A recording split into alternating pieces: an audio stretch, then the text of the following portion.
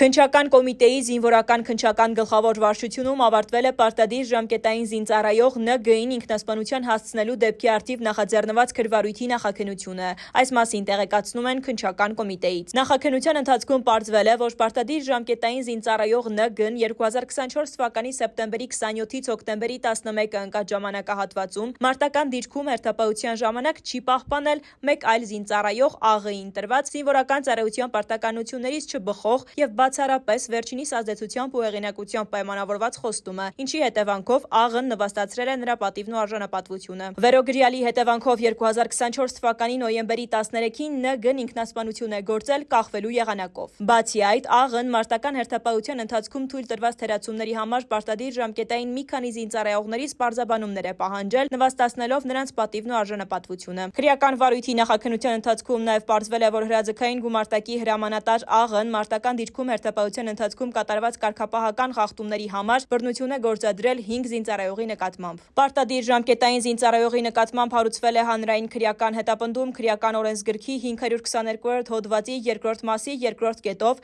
զինծառայողին ազգուշությամբ ինքնասպանության հասցնելը եւ 524-րդ հոդվածի 2-րդ մասի 3-րդ կետով զինծառայողին վիրավորանք հասցնելը։ Իսկ հրաձգային գումարտակի հրամանատարի նկատմամբ 520-րդ հոդվածի 5-րդ մասով ստորադասի ենթակայի նկատմամբ բռնություն գործադրելը կամ բռնություն գործադրելու սպառնալիքը, որը ազգուշությամբ առաջացրել է մարդու մահ, եւ 520-րդ հոդվածի 3-րդ մասի 2-րդ կետով ստորադասի ենթակայի նկատմամբ բռնություն գործադրելը կամ բռնություն գործադրելու սպառնալիքը 4 դրվագ։